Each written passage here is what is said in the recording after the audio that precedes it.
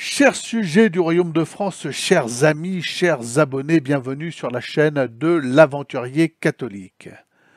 La seule parole qui n'a plus le droit de citer dans notre monde, dans notre civilisation, dans le monde occidental, la parole qui a perdu toute liberté est la parole contre-révolutionnaire.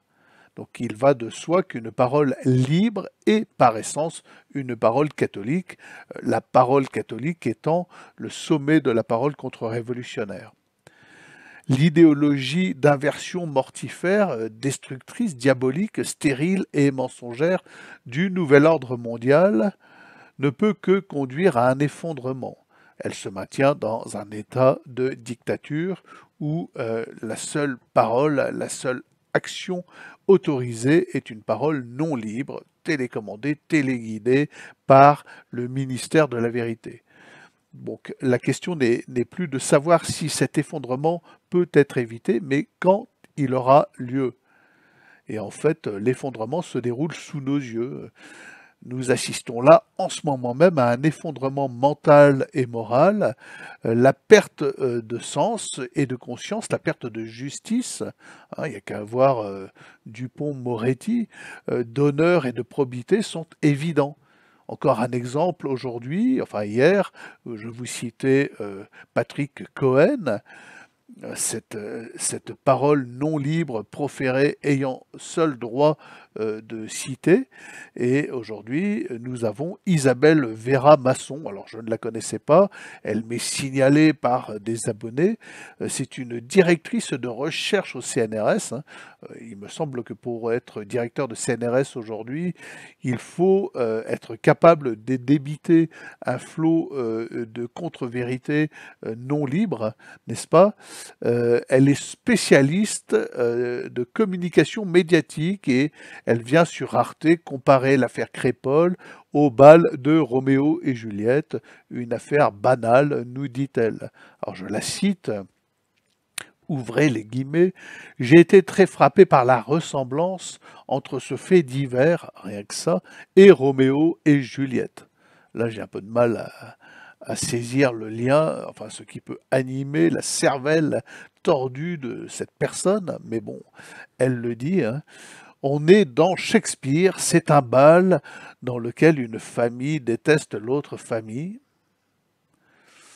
puis ce qui devait être au départ un petit truc sympa, provocateur, mais sans plus, est devenu quelque chose de gravissime. Est-ce que vous voulez que je répète? Tellement c'est surréaliste. On a l'impression d'être immergé dans une toile de Salvador Dali ou de Magritte, tellement c'est surréaliste de tels propos. Et les gens entendent ces propos abjects, il faut le dire, les seuls autorisés publiquement, hein, mais des paroles non libres, puisque télécommandées, téléguidées par un système vraiment dictatorial, et inconsciemment, les gens relient ces paroles à la petite manifestation de quelques identitaires durement réprimés, hein, les membres étant condamnés à de la prison ferme parce que cette petite manifestation, elle, n'est en aucun cas un petit truc sympa, provocateur mais sans plus. C'est un acte de rébellion contre cette dictature mentale qui nous emprisonne. Oui, nous y sommes, hein, dans l'effondrement, nous sommes plongés dedans. C'est assez difficile hein, de le ressentir quand on est à l'intérieur d'un mouvement aussi dramatique, mais force nous est d'ouvrir les yeux, hein. Nous sommes dans l'effondrement. C'est ce qui nous plonge dans un état de malaise indéfinissable. Il nous suffit de sortir hein, dans la rue pour voir que les gens errent et vaquent désemparés par le cours des événements. Ils poursuivent leur routine, ils continuent à vaquer à leurs petites occupations, mais tels des robots, absolument mécaniquement. Et le cœur n'y est plus. Les gens sont réellement brisés dans l'attente du coup final. Un peu comme Wilson, si vous avez lu 1984, Wilson sortant de sa séance de torture dans les bâtiments du ministère de l'Amour et attendant la balle dans la tête venant par surprise. Et donc les gens n'ont plus qu'à errer tels des zombies à leurs petites occupations en attendant que les choses se terminent. le parallèle avec 1984 est flagrant, et non pas avec Roméo et Juliette dans Shakespeare. Enfin, c'est hallucinant.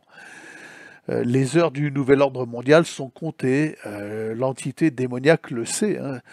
Le nouvel ordre mondial est cette entité démoniaque, mais son œuvre de destruction n'est pas achevée.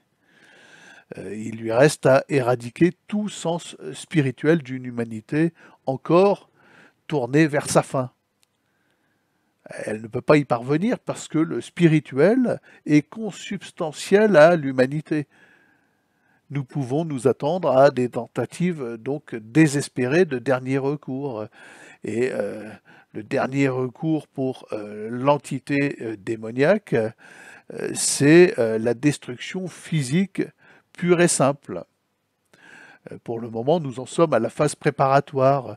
L'entité stoppe durement l'élan, le sursaut des forces spirituelles, en répandant ses menteurs sur tous les terrains médiatiques, en condamnant les plus farouches d'entre les défenseurs de la spiritualité, hein. L'effet est tangible puisque le mensonge propagé dépite l'adversaire, le désarme moralement.